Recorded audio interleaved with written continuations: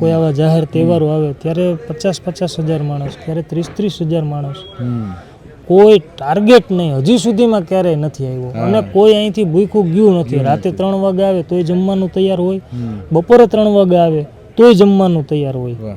આમાં દેવ થયા પછી જે કાંઈ પણ બી વાવી ગયા હતા એ અત્યારે સમાજમાં બધે ઉગી ગયા છે, મોટું ઝાડ બની ગયું છે. તો પરચો તો આપણને હૃદયથી આપણે આઈમાને ભાવથી નામ લઈએ એટલે આપણે કામ તો થઈ જ જાય. આપણે હૃદયથી ચોખ્ખા હોય એટલે એમાં શંકાને કોઈ સ્થાન નથી. 100%. એટલે હવે આઈમાં એની પેઢીથી જે કાંઈ જ્યાં ઉતારવાનું હતું ત્યાં બધું ઉતાર્યું છે.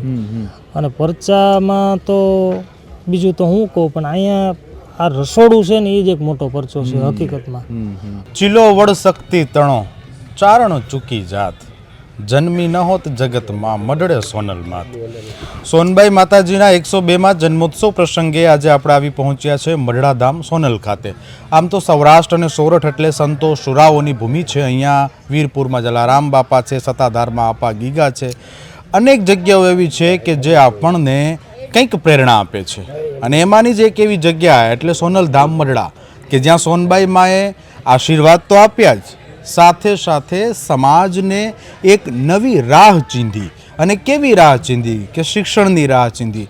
જે સમયમાં ભણવું મુશ્કેલ હતું ત્યારે એમણે ખ્યાલ રજૂ કર્યો કન્યા કેળવણીનો અને દીકરીઓને ભણાવવાની વાત કરી. આવા તો અનેક કામ અંધશ્રદ્ધાનું હોય, કુરિવાજોની નાબૂદીનું હોય કે પછી સમાજને એક થવાની વાત હોય. માં સોનબાઈ માએ હંમેશા પોતાની છત્રછાયામાં સમાજને એક કર્યો, આશીર્વાદ આપ્યા અને એ રોશની આજે પણ બધાને પ્રકાશ આપી રહી છે.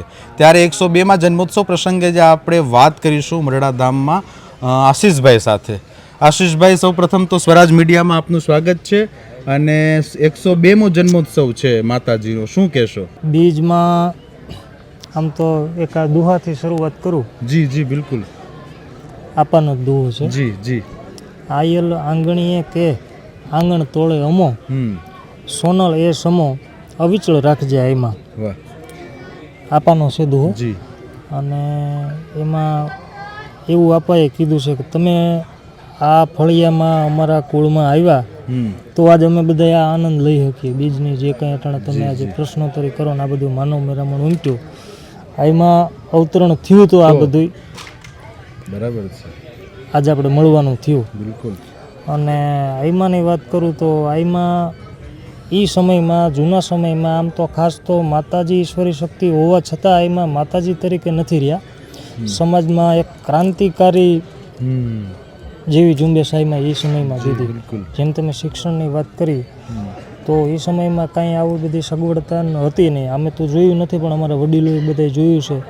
અને એની વાત તમારી પાસે પાછી મારે કરવાની રહી. ત્યારે વાહન, આ ફોન, આ ટીવી આવું કાંઈ નહોતું. એ સમયમાં આઈમાં એ ગામડે ગામડે પ્રવાસો કરી અને આ શિક્ષણ, વ્યસન, સમાજમાં ઘણા બધા અસંખ્ય કુરિવાજો હતા.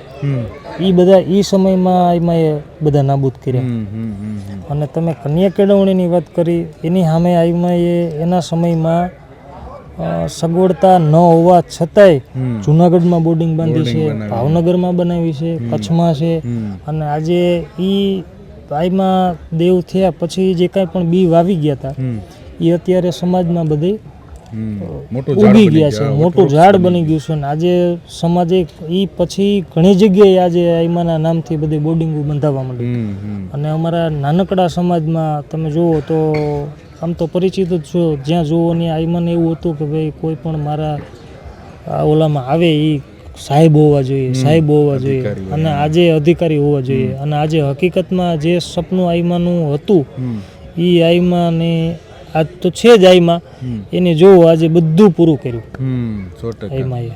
જે લોકો ભણીને અધિકારી બન્યા એ પણ માનો એક પરચો જ છે. હા, માનો પરચો. અને બોર્ડિંગની તમને એ એક વાત કરું, જો પરચાની જ તમે વાત કહો તો કોઈ બોર્ડિંગમાં કોઈ 100 વિદ્યાર્થી હોય, કોઈ બોર્ડિંગમાં 50 વિદ્યાર્થી હોય, કોઈ બોર્ડિંગમાં તો સમાજમાંથી જ્યારે દર વર્ષે જ્યારે ભરતીઓ થાય છે 100 જણા દાખલા તરીકે આપણા સમાજમાંથી આવ્યા તો એમાંથી 15-20 જણા તો આપણી બોર્ડિંગના જ હોય છે. પછી બોર્ડિંગ કોઈ પણ હોય, ભાવનગર હોય, જુનાગઢ હોય, કચ્છમાં હોય, અમદાવાદ હોય, એટલે એ આઈમાનું સપનું હકીકતમાં ખરી રીતે સાકાર થયું. જી બિલકુલ. એમને જે બી વાવ્યું હતું હા હા, એ આજે એક મોટો વડલો બની ગયો. મોટો વડલો, ઘેઘુર વડલો બની જી ગયો. જી, બધા એના ફળ ચાખે છે. હા, એના ફળ ચાખે છે. જી બિલકુલ. તો આશીષભાઈએ વાત કરી કે ક્લાર્કથી લઈને કલેક્ટર સુધી, કોન્સ્ટેબલથી લઈને આઈપીએસ ઓફિસર સુધી માએ જે બી વાવ્યું ને એની મોલાત આજે બધાય લણે છે. તમે અહીંયા મઢડા ધામ ખાતે જોડાયેલા છો, માના પરચાની એકાદી વાત કરવી હોય અથવા તો માના સંભારણાની વાત કરવી હોય, શું કહેશો? સંભારણામાં તો આઈમાને તો આપણે જોઈએ નથી, પણ બનુમાની અંદર બધું જોઈ લીધું. મહાદેવ થઈ ગયા, અત્યારે કંચનબામાં છે એમાંય જોઈ લીધું. એટલે હવે આઈમાં એની પેઢીથી જે કાંઈ જ્યાં ઉતારવાનું હતું ત્યાં બધું ઉતાર્યું છે. અને પરચામાં તો બીજું તો હું કહું, પણ અહીંયા આ રસોડું છે ને એ જ એક મોટો પરચો છે હકીકતમાં. અને જે આવનાર તમામ જાણે છે બધા. અને અહીંયા એક જમણવારનું ક્યારેય છે ને કંઈ ફિક્સ નથી રહેતું.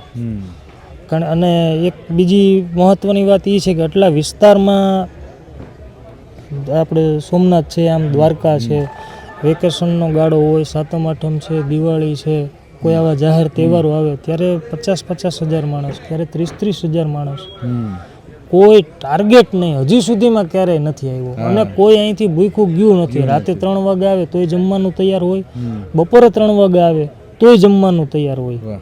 આ એક આઈમાની સદાવ્રત ચાલે, સદાવ્રત સદાય ચાલુ આ આઈમાં. અને બાકી તો પરચો તો આપણને હૃદયથી આપણે આઈમાને ભાવથી નામ લઈએ એટલે આપણે કામ તો થઈ જ જાય. આપણે હૃદયથી ચોખ્ખા હોય એટલે એમાં શંકાને કોઈ સ્થાન નથી. 100%. તો આ હતા આશીષભાઈ. એમણે એવું કીધું કે કદાચ તમે મઢડા આવો તો સારી વાત છે, ન આવો પણ ભાવથી જ્યાં છો ત્યાં યાદ કરો. એટલે મઢડાવાળી હોનબાઈ સામે હાલીને તમારી મદદે આવે. ભલા માણા, આવું એક જાગતું ધામ કે જે આપણને સૌને એક નવી જ ઉર્જા આપે.